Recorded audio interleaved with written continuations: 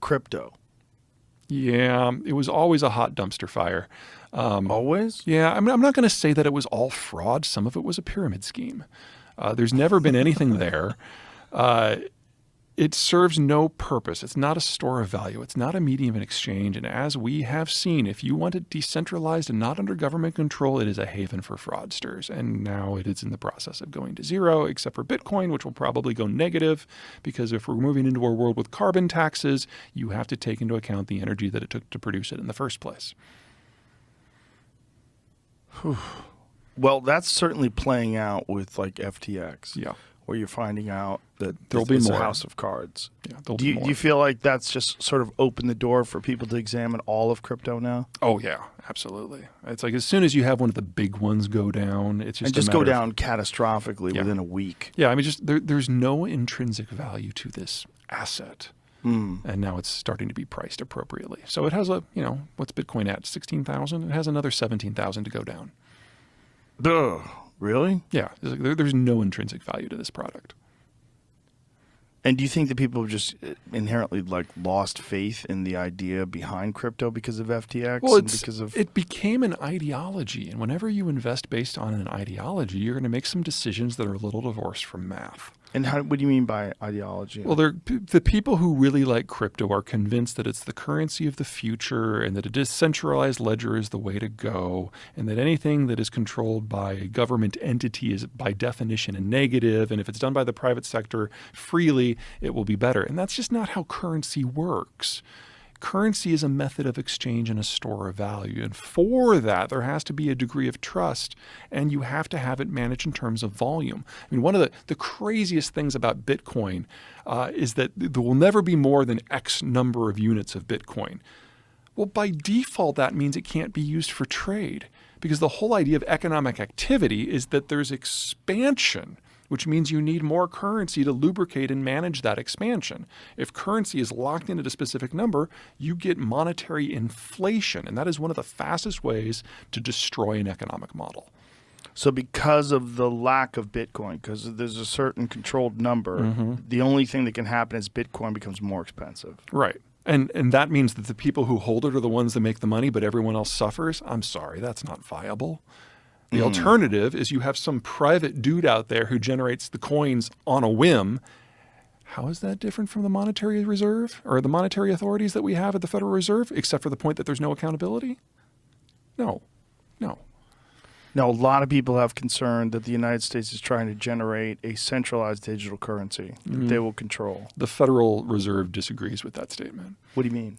Well, they don't see a purpose. They don't see what need it fills. So there may be an argument for the Chinese doing a digital yuan so they can monitor each and every transaction.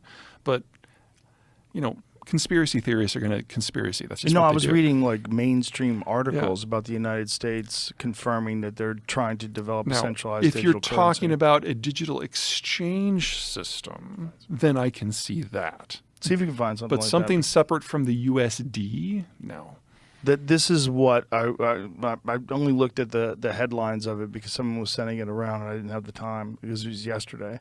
But this idea of a centralized digital currency is something that Maxine Waters talked about. She said that we have to do that in order to compete with China. Yeah, Maxine Waters is not exactly the brightest person in Congress.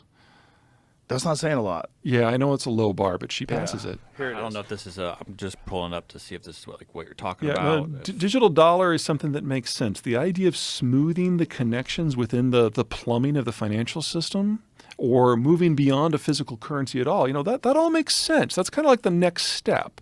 But a separate currency where everything is mitigated or managed by the Fed, that's not something the Federal Reserve has an interest in. Let me go to Tim Kennedy's Instagram because he was the one who posted it a couple of days ago. White House releases first ever comprehensive framework for responsible development of digital assets. Yeah, this happened right after Bitcoin really started to nosedive. And the question is, how do you bring crypto? Yeah, how do you bring crypto into the regulatory environment? But this is a framework for responsible development of digital assets. It doesn't mean a centralized digital currency that the United States creates. If you just go to Tim Kennedy's, there's an article that describes it, and he's talking about the dangers of this. Yeah. You got to go? Yeah, sorry. All right. Well, this is fun though. It's been a lot of fun. You scare the shit out of me, buddy. You're welcome. But you're used to that, huh? Yeah, you throw some bourbon in me, I get really lively. It's Just for official. next The time. United States is developing a bank-to-bank digital currency. Take that headline and just Google that headline and find out what that means. The United States is developing a bank-to-bank digital currency. I'm concerned with the United States having that along with a social credit score system. Yeah, no, we don't have the math for that. And then the Chinese have proven We don't have the math for that. Yeah, well, the Chinese have proven that their social credit score system broke. They didn't have the processing capacity to keep track of it, and that is with a near bottomless supply of resources and full control of the political system. So we certainly don't. For those who thought the United States was behind the digital currency space race, the news was welcome. In a subsequent white paper on the project named Project Cedar, the New York Fed explained that it has already completed stage 1 of testing and proved that international currency transactions can be done both quickly and safely through the blockchain. Yeah, I'm But buried in the technical details was a revealing line on the ambitions of the project. The goal of the new network is to reduce settlement risk in cross-border, cross-currency transactions. The message: we see what the world is doing with CBDCs, and the United States is not going to be left behind. So the way trade finance works is if you're in Korea and you want to sell something to Chile, you sell it in won. It's transferred into U.S. dollars, and then the U.S. dollars are transferred into pesos. There's a 3-step process, and each of those requires a transaction. But if you can digitize it, then it's click, click, and you're done. Mm-hmm. That's what that's talking about. So you don't think that the fear of a centralized digital currency that the United States controls, you're not worried about that? I mean, honestly, the Federal Reserve, that's not what they're good at, and that's not what they're trying to do, and it's not what they have an interest in doing. If they were to inject themselves into each individual transaction, that would be a nightmare for them.